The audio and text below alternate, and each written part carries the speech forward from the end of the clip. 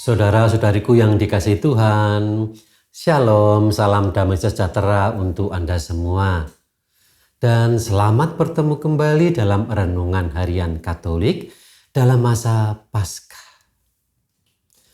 Kita akan melihat kembali komunitas misioner Gereja Awali yang juga menjadi ciri komunitas gereja kita sekarang.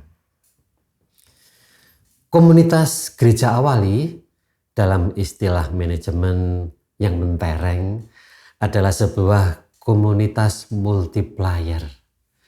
Komunitas yang bukan hanya bertumbuh, tetapi ia juga menumbuhkan orang lain.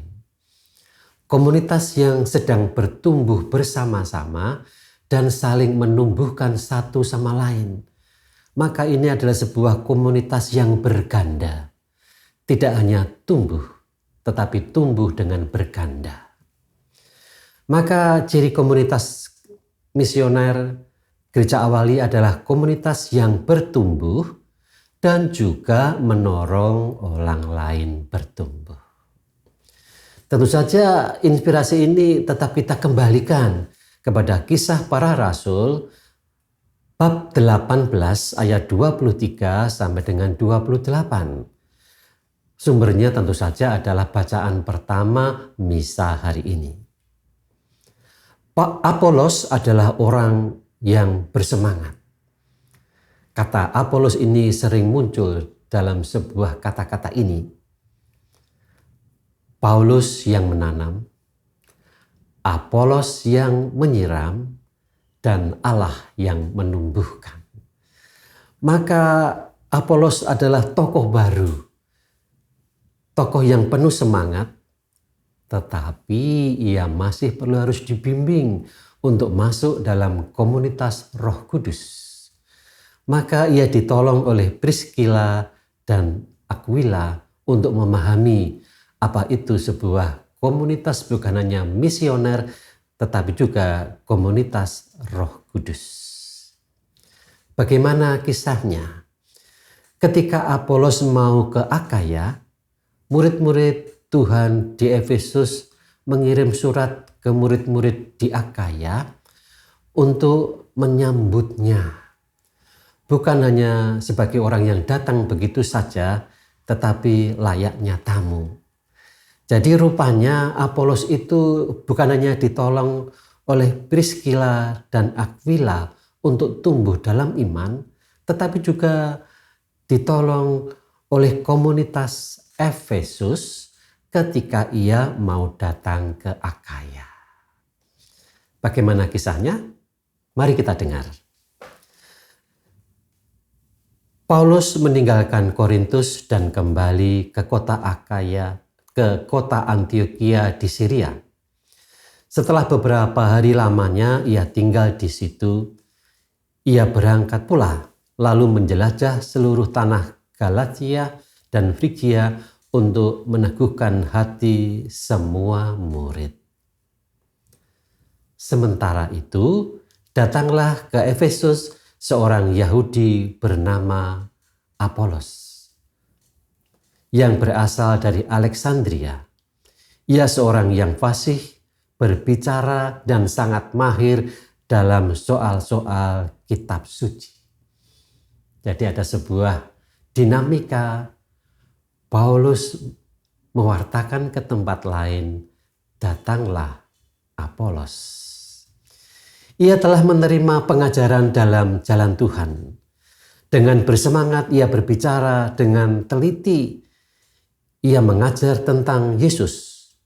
Tetapi ia hanya mengetahui baptisan Yohanes. Masih belum lengkap, maka ia perlu ditolong supaya menjadi lebih lengkap. Ia mulai mengajar dengan berani di rumah ibadat. Tetapi setelah Priscilla dan Aquila mendengarnya, mereka membawa dia ke rumah mereka dan dengan teliti menjelaskan kepadanya jalan Allah.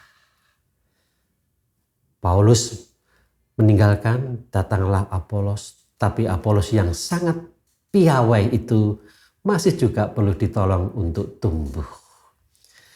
Karena Apolos ingin menyeberang ke Akaya, saudara-saudara di Efesus mengirim surat kepada murid-murid di situ supaya mereka menyambut Dia. Setibanya di Akaya, maka ia oleh kasih karunia Allah menjadi seorang yang sangat berguna bagi orang-orang yang percaya. Sebab dengan tak jemu-jemunya ia membantah orang-orang Yahudi di muka umum dan membuktikan dari kitab suci bahwa Yesus adalah Mesias. Komunitas multiplier. Karena Roh Kudus saling mencintai, saling melengkapi, komunitas yang bertumbuh tetapi juga menolong orang lain untuk bertumbuh. Saudara-saudara, kita belajar komunitas misioner bukan hanya mewartakan, tetapi juga mendampingi dan membentuk, seperti proses Apolos yang didampingi Priscilla dan Aquila, diteguhkan oleh umat atau murid-murid Tuhan dari Efesus. Kita tidak berjalan sendiri dalam gereja. Kita bertumbuh bersama dalam gereja dan membantu orang lain bertumbuh. Saudara-saudaraku yang dikasihi Tuhan, besok kita merayakan Hari Tuhan. Hari Minggu kita masuk dalam komunitas, satu tubuh, satu iman, satu baptisan, satu Tuhan kita, Yesus Kristus. Siapa yang bisa membantu kita untuk bertumbuh? Kalau tidak dalam kesatuan saudara-saudari kita dalam satu gereja, maka siapkan hati Anda untuk menggereja. Namun sebelum itu, mari kita mengadakan sedikit refleksi. Saudara-saudariku yang dikasihi Tuhan, apakah Anda punya pengalaman dibantu untuk bertumbuh dalam gereja? Siapa yang pernah menolong Anda dalam kesulitan? Siapa yang kemudian bisa Anda bantu atau Anda dampingi hari ini? Perkirakan saja.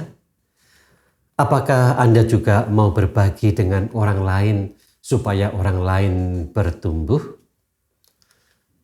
Refleksi ini baik, tetapi mari kita beranjak dari refleksi ke aksi, membuat kita tumbuh dan orang lain juga bertumbuh. Salah satunya adalah mari kita memberikan dukungan, menguatkan kepada satu orang saja dalam perjalanan hidup mereka, dalam komunitas keluarga, komunitas-komunitas kategorial, komunitas-komunitas teritorial. Mari kita membuka diri pada karya pribadi, karya Roh Kudus, karya gereja. Maka marilah kita berdoa. Dalam nama Bapa dan Putra dan Roh Kudus. Amin. Tuhan, terima kasih untuk orang-orang yang Engkau kirim untuk menolong aku bertumbuh. Tidak jauh, mereka adalah orang-orang dalam keluarga, di mana keluarga adalah gereja kecil. Mereka adalah orang-orang yang tidak jauh, teman-teman kami dalam komunitas kategorial, teman-teman saudara-saudara kami dalam lingkungan, dalam wilayah. Hari ini aku juga mau menjadi berkat bagi orang lain.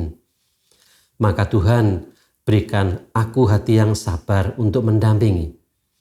Berikan aku kerendahan hati untuk terus belajar. Berikan aku kerendahan hati untuk mau bertumbuh bersama. Jadikan komunitas kami, keluarga kami, gereja kami, tempat di mana orang bertumbuh bersama dalam iman. Di mana kami memiliki moto dalam gereja MBK ini. Gereja adalah rumah kita bersama untuk bertumbuh dalam iman, harapan, dan kasih. Gereja MBK adalah gereja tempat kita bertumbuh dalam iman, harapan, dan kasih. Gereja MBK adalah rumah kita bersama. Amin. Tuhan bersamamu dan bersama rohmu, dan semoga Allah yang Maha Kuasa memberkati hidup, pekerjaan, dan trauma keluarga kita masing-masing, dalam nama Bapa, Putra, dan Roh Kudus. Amin.